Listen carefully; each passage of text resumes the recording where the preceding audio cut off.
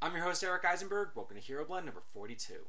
DC Comics only announced their Suicide Squad movie a few weeks ago, but already some amazing actors are being rumored for the lead roles. Who will they play? What will the movie be about? We have a ton to talk about this week, so stay tuned.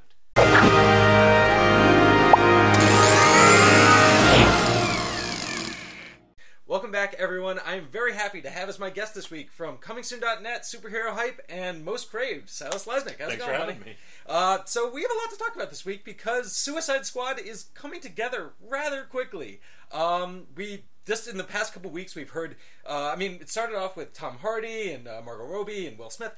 But it's like now intensifying with we hear Jared Leto, and now we got Jai Courtney. It's a lot. It's neat to see too that it's not a cast where we're hearing a bunch of names and then there's 6 other actors that may take the role. Mm-hmm. It sounds like this has been mapped out, and the people that were originally rumored, Tom Hardy, Margot Robbie, Will Smith, and are at least still in talks. Yeah, Nobody's dropped out as of yet. Which is honestly, I expected half of those names to fall off by this point. Mm-hmm. After those, or even to be up for the same role. Right, exactly. Of course, they're all very different actors, but at the same time, who knows what direction they're looking in? But honestly, it's almost confidence building that they do have an idea of exactly what they want. And honestly, if they get all of these actors together, that's going to be phenomenal.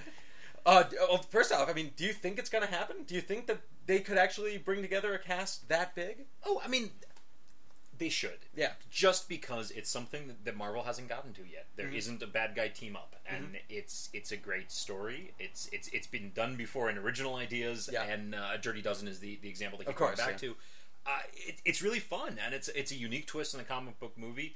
If I were to speculate, I'm guessing the big news too is Jared Leto as the Joker. Yeah.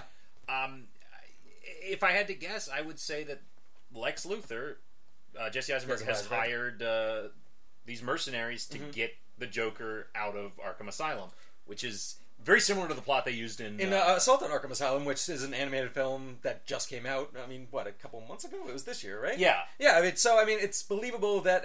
Unfortunately, that movie wasn't all that great. But it's totally believable. That I completely agree that makes a lot of sense. It also doesn't make any sense that Joker would actually be on a Suicide Squad team. Mm-hmm. Because it never would be. It never has been, and really never would be because who the hell wants that? And then you have a situation where Joker and Lex Luthor, if that's the plot, are going to be teamed up for our Justice League Part 1. Mm-hmm. Oh, and that would be fantastic. And because these are, and I think that actually gets us to a larger point, which is that part of the DC universe is going to be recasting villains. It's going to be taking characters that we know and love, and Joker is especially an important one here. We're going to see new versions of all these characters, and that alone is exciting. I'm excited for this. I'm excited for the DC universe to really blossom and just give us what we really know and love about it from the comics. Mm-hmm. And it's one of those things that, to some degree, you have to wonder, there's something creepy about a normal business that says, oh, here's a character you love, buy the products. Yeah. But now it's there's actually 50 different Batmans, and they're all from different worlds, and they all have different costumes. On a business level, it makes a lot of sense. And I think that studios are very, very, very slowly learning that, when I was a kid, I could go to the comic book store, and there was Elseworlds Batman, there was Batman that took place out of continuity, and I got it. It made sense. They're just different Batmans. And for whatever reason, it's been decades of trying to make movies where, don't do that because we're going to use this and then... Don't worry about it. Mm-hmm. It's great to have a plan. It sounds like they have a plan with Justice League.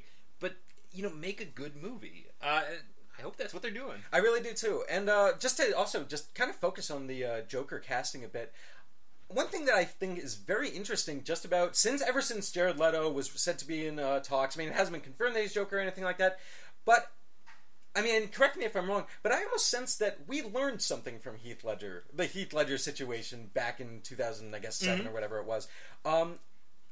We obviously remember back then people were saying how could you replace Jack Nicholson? He's the Joker, and of course that completely changed our minds. And unfortunately, there are still people complaining about casting. Obviously, Ben Affleck dealt with a lot of it, but honestly, I think Jared Leto has been kind of.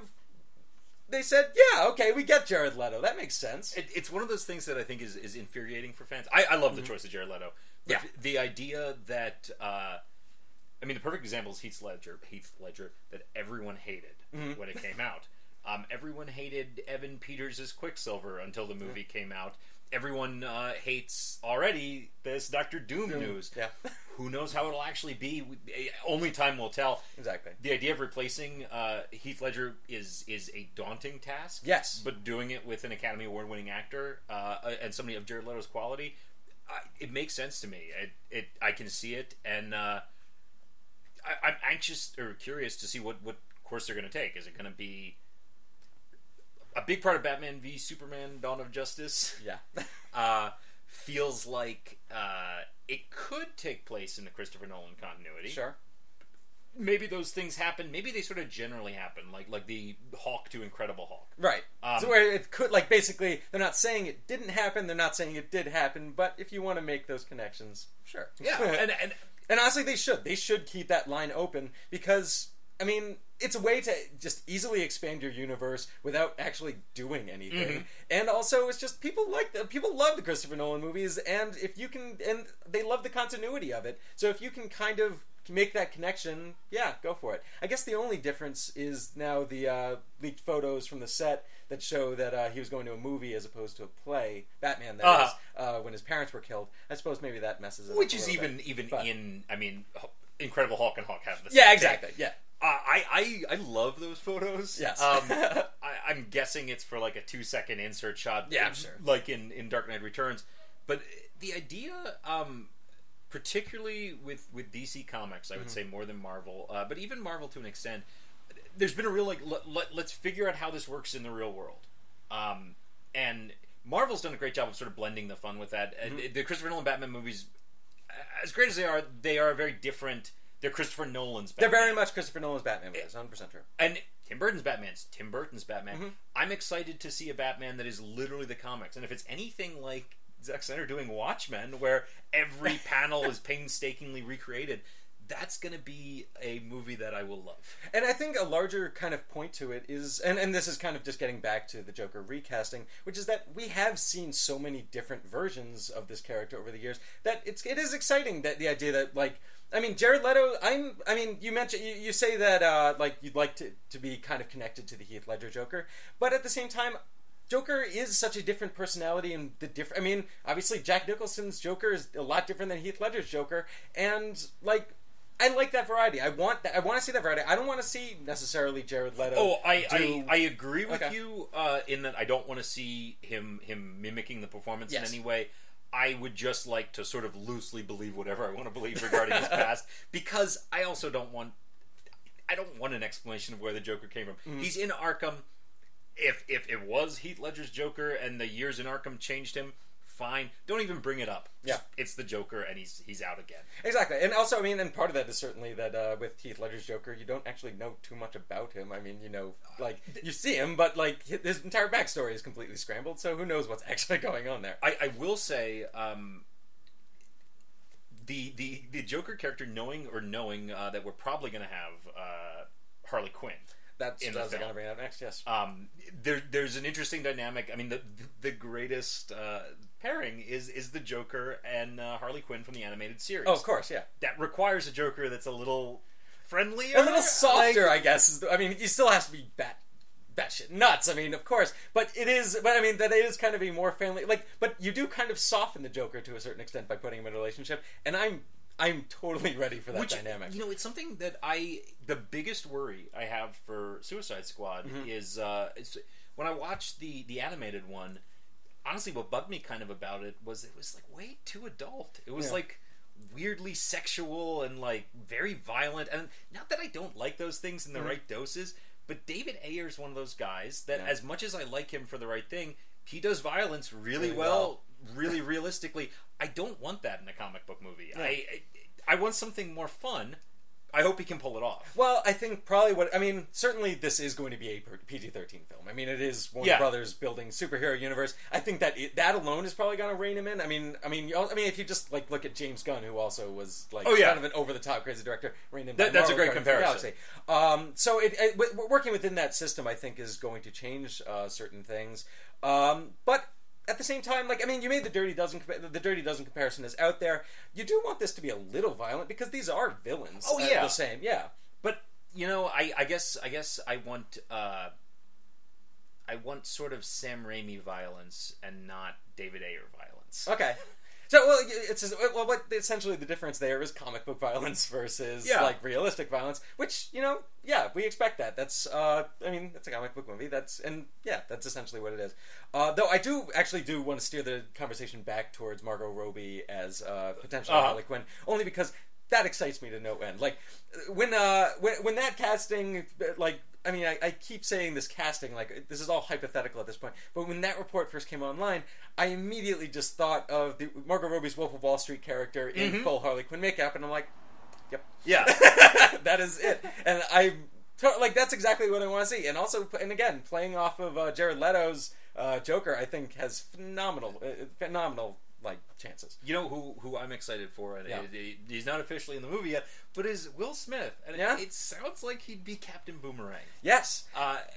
That's cool to me because Will Smith is so uniquely suited to pull off a take on Captain Boomerang that I can imagine being great. Yeah.